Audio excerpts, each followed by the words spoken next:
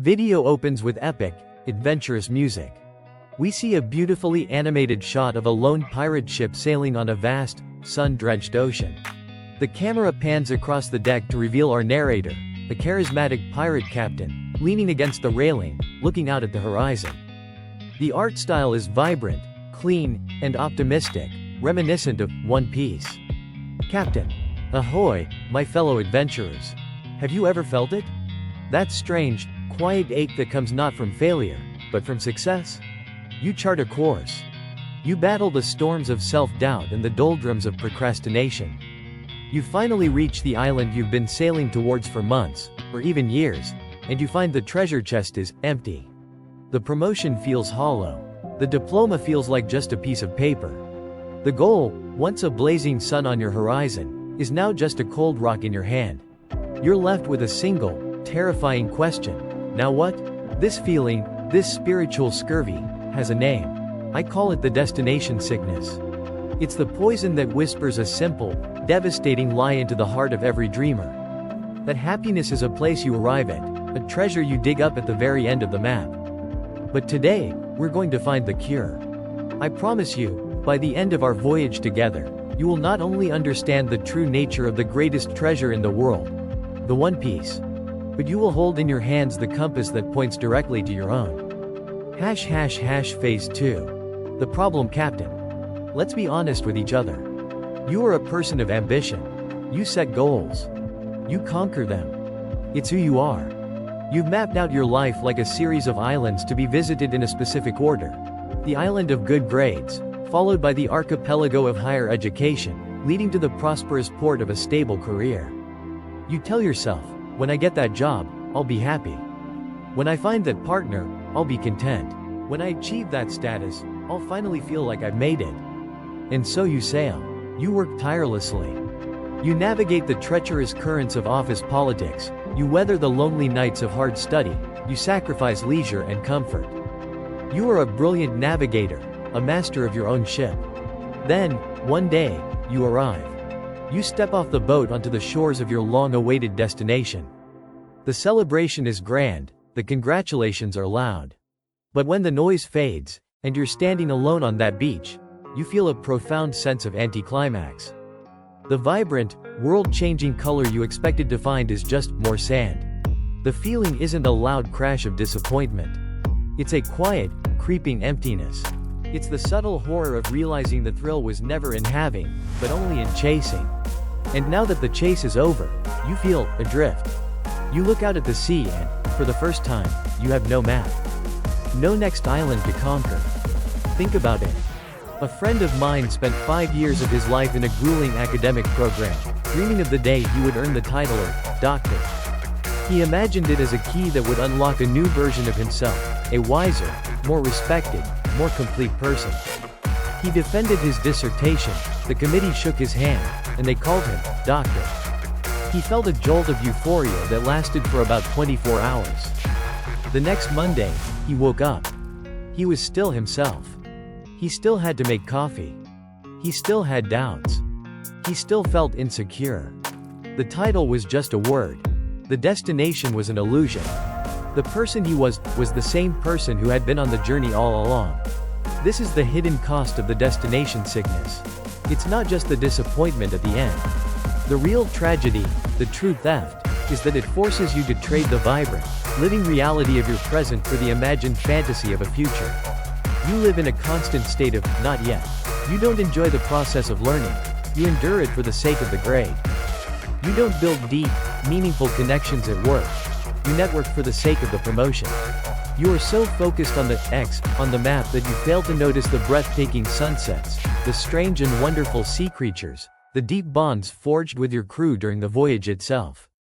You are sacrificing the journey, your life, for a destination that may not even hold the treasure you seek. And that, my friends, is a price far too high for any pirate to pay.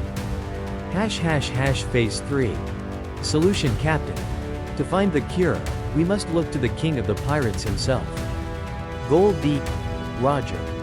The man who conquered the Grand Line, found the final island, and obtained the legendary treasure known as the One Piece. For decades, the world has been obsessed with the what. What is the One Piece? Is it gold? An ancient weapon?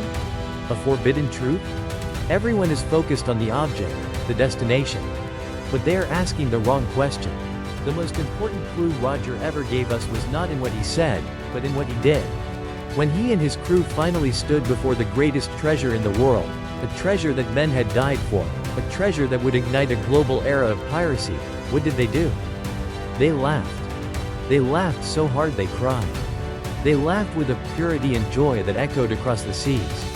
Odin described it as a ridiculous, funny story. This is the key. This is the cure for the destination sickness. The true nature of the One Piece is revealed in that laugh. It teaches us a new philosophy of purpose, a new way to chart our life's course. It can be broken down into 3 fundamental principles. Principle 1. The journey forges the treasure. The value of the One Piece is not inherent to the object itself. Its value is a direct result of the impossible journey required to reach it. The treacherous seas of the Grand Line, the battles with legendary foes, the deciphering of the poneglyphs, the assembly of a crew willing to risk their lives for their captain's dream. That is what gives the treasure its meaning. The goal is not the prize. The goal is a compass. Its only true purpose is to orient you in a direction that forces you to grow, to connect, to struggle, and to become the person capable of reaching it. The One Piece is meaningless without the Grand Line. Your greatest achievements are meaningless without the story of how you got there. Principle 2. The laugh is the proof. Think about the goals you set. When you imagine achieving them, what is the feeling you picture? Is it a quiet sigh of relief? A sense of grim satisfaction? A feeling of, finally, it's over? If so, you are suffering from the destination sickness. Roger's philosophy demands a different standard. True fulfillment, the kind that defines a legendary life, is not relief. It is not satisfaction. It is a deep, booming, soul-shaking laugh. It is the joy that comes from looking back at the absurd, chaotic, beautiful, painful, and glorious mess of a journey and realizing, with every fiber of your being, that it was all worth it. The laugh is the proof that you chose the right adventure. It's the punchline to the grand joke that the struggle and the reward were one and the same. If the destination you are sailing toward does not have the potential to make you laugh with this kind of profound joy at the end, I promise you, you are sailing for the wrong island. Principle 3. Inherited will. When Roger left his treasure, he didn't hide it in a bank vault. He didn't give it to his children. He turned it into a story. He stood on the execution platform and with his final words, he didn't give the world an answer, he gave them a question. He lit a fire. You want my treasure? You can have it. I left everything I gathered in one place. Now you just have to find it. He understood that the greatest treasure isn't something you keep. It's something you pass on. Not the physical object, but the dream. The story. The will. Your journey, your life's great adventure, does not end with you. Its ultimate purpose is to become a map for those who come after. To inspire a new generation to set sail for their own dreams. The value of your One Piece is measured not by what it gives you, but by the number of new ships it inspires to leave the harbor. Let's put this all together with an analogy. Imagine you are a master shipwright. The destination sickness tells you that your only goal is to build a vessel that can successfully reach a specific, faraway port. The materials don't matter. The crew doesn't matter, the process is just a means to an end. But Roger's philosophy tells you something different. It tells you that the true treasure is the act of building the ship itself. It is the joy of choosing the perfect wood, the pride in learning to tie a new knot, the deep camaraderie you build with your fellow shipwrights as you raise the mast together. It's the story of the time a storm nearly destroyed the hull and how you worked through the night to save it. In this philosophy, the ship, your life, your character, your story, is not a tool to get to a destination. The ship is the masterpiece. The final port is simply a place to drop anchor, look back at the magnificent vessel you have created, and laugh at the sheer, beautiful audacity of it all. Phase 4. The application, Captain. So, how do we apply this grand, pirate philosophy to our lives, here in the real world? How do we cure ourselves of the destination sickness and start charting a course toward our own laugh tale? It requires a new set of navigational tools. I'm going to give you 4 concrete steps. 4 marks on your new map. You can start using them the moment this video ends. Step 1. Define your laugh tale. We are obsessed with setting smart goals, specific, measurable, achievable, relevant, time-bound. These are fine for managing projects, but they are terrible for designing a life. They are the tools of a merchant, not an adventurer. I want you to throw that out. Instead, I want you to define your laugh tale. Sit down with a piece of paper, a captain's log. Ask yourself this question. What grand, absurd, ridiculously ambitious dream would make me laugh with pure, unadulterated joy if I ever actually achieved it? Don't ask if it's realistic. Don't ask what other people will think. Don't break it down into logical steps. Just connect with the feeling. Is it starting a business that changes your community? Is it creating a piece of art that moves a generation? Is it mastering a skill so completely that it feels like magic? The goal of this exercise is not to create a business plan. It's to find your emotional true north. This laugh tale is your one piece. It's the myth that will pull you across the ocean. Write it down. Make it big. Make it feel impossible. Make it something that, if you told someone, their first reaction would be to chuckle at your audacity. That's how you know you're on the right track. Step 2. Recruit your nakama. No pirate king sails alone. Your journey is defined by the quality of your crew. I'm not talking about networking.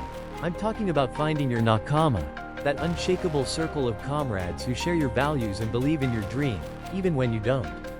Look around at the people in your life. Who are the passengers, and who are the crew? The passengers are there for the smooth sailing. The crew are the ones on deck with you in the middle of a hurricane, hoisting the sails and fighting back to back. Your task is this. Identify 1 to 3 people in your life who are true crewmates. This week, make a conscious, deliberate effort to strengthen that bond. Don't just send a text. Call them. Take them for a coffee. And here's the crucial part, be vulnerable. Share your laugh tale with them. Don't present it as a plan, present it as a dream. Enlist them not as employees, but as co-conspirators in a grand adventure. A true crewmate won't laugh at you. They'll laugh with you at the sheer boldness of the dream. Step 3. Reframe the storms. The path to your laugh tale will be paved with failure, rejection, and setbacks. This is not a possibility, it is a guarantee. The destination sickness tells you that these storms are obstacles, signs that you should turn back. Roger's philosophy tells you they are essential chapters in your story. From now on, when you face a challenge, you get rejected for a job, a project fails, you face a harsh criticism, I want you to perform a simple mental exercise. Take a moment, breathe, and ask yourself this one question. How will this make the final story better? This question is a powerful reframing tool. It transforms you from a victim of circumstance into the author of an epic tale. Failure is no longer just a painful event, it's character development. A setback isn't a dead end, it's a plot twist. I want you to take this a step further. Start keeping a captain's log. It doesn't have to be fancy. A simple notebook will do. Once a week, write down one storm you faced and what it taught you. Documenting your struggles turns them from sources of pain into sources of wisdom and strength. It's how you build a legend, one storm at a time. Step 4. Find the poneglyphs. In our story, the poneglyphs are indestructible stones that reveal pieces of a forgotten history. They are the keys to reaching the final island. On your journey, the treasure is not just at the end. It's scattered all along the path in small, indestructible moments of meaning. These are your poneglyphs. The destination sickness blinds you to them. You're so focused on the horizon that you don't see them. Your final task is to start training your eyes to see them. Every single night, before you go to sleep, write down one poneglyph from your day. It doesn't have to be monumental. It could be the genuine smile from a stranger. A moment of perfect, quiet focus on a task you love. A conversation with a friend where you felt truly heard. The taste of a perfectly brewed cup of coffee. These moments are the true substance of a joyful life. They are the pieces of the puzzle. By documenting them, you train your brain to stop scanning the horizon for a future happiness and to start recognizing the treasure that is already all around you. You start to realize that you are not sailing towards a treasure, you are living within one. The music shifts to a more majestic and conclusive tone. We see an animation of Roger's execution, his defiant smile, and the spark of the great pirate era igniting across the world. Phase 5. The Proof Captain. You may think this is just a beautiful idea, a nice story. But this philosophy is not just fantasy, it is forged in the deepest truths of our world. The ultimate proof from our source material lies with the protagonist who inherited Roger's will, Monkey D. Luffy. There is a pivotal moment where his crewmate, Usopp, asks the first mate, Rayleigh, about the One Piece. Luffy immediately claps his hands over his ears and yells. He screams that if they find out what the treasure is, right then and there, he will quit being a pirate on the spot.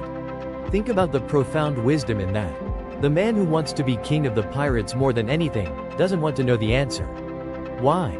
Because he instinctively understands the core principle. The treasure is meaningless without the adventure. The destination would invalidate the journey. Luffy isn't sailing to get a thing. He is sailing to become a thing, the freest man on the seas. And freedom is not a destination, it is a way of being. But this truth extends far beyond the pages of a story. It is a fundamental psychological law. Consider the work of Viktor Frankl, a psychiatrist who survived the horrors of the Nazi concentration camps. In his masterpiece, Man's Search for Meaning, Frankl made a world-changing observation. He noticed that the prisoners who were most likely to survive were not necessarily the youngest or the physically strongest. They were the ones who had found a meaning, a purpose, a why to endure their suffering. Their treasure wasn't the destination of liberation, which was completely outside of their control. Their treasure was an internal one. It was the hope of seeing a loved one again. It was the unfinished manuscript they dreamt of completing. It was the meaning they found in helping a fellow prisoner, sharing a crust of bread. They proved that even in the darkest abyss imaginable, a human being can find a One Piece, a purpose that makes the journey, no matter how brutal, meaningful. They chose to be the authors of their own story, even when their circumstances were hell. The logic is irrefutable. External goals, money, status, achievements, are subject to a psychological phenomenon called hedonic adaptation. The thrill simply wears off. The mansion becomes just a house. The sports car becomes just a car. Your brain adapts, and you're back where you started, looking for the next hit. But a journey guided by a laugh tale, populated by a loyal crew, enriched by the lessons of storms, and punctuated by the discovery of daily poneglyphs. This is not an external achievement. This is the construction of a meaningful life. It's a treasure that doesn't fade. It accumulates. It's a story that gets richer with every passing chapter. And it's a will that you can pass on, inspiring others to set sail on their own grand adventures long after you're gone. The captain is back on screen, looking directly at the viewer with a warm, inspiring smile. The sun is setting behind him, casting a golden glow. Phase 6. The call to action, Captain. The sea is calling. The age of dreams is not over. Your ship is waiting in the harbor. You now have the compass and the beginnings of a map. The only question is, will you set sail? Before you go, I want you to make a declaration. I want you to plant your flag. In the comments below, answer this one question for your fellow crewmates here. What is the laugh tale you're sailing towards? Don't be shy. Declare that grand, audacious goal that would make you laugh with joy at the end of the adventure. Let's fill this space with the greatest dreams in the world. And if you believe, as I do, that your life is meant to be a grand adventure, that you are the captain of your own soul, then you have found your crew. Join our fleet. Hit that subscribe button and ring the notification bell to inherit the wool of the dreamers who came before us and the adventurers yet to come. Now that you know how to find your treasure, there's one more thing you must master. The single greatest force that can sink your ship before you even leave port: fear. The sea within can be more treacherous than any ocean. To conquer it, you must learn to master your own will. So, your next heading is clear. Click on this video right here, The Psychology of Conqueror's Haki.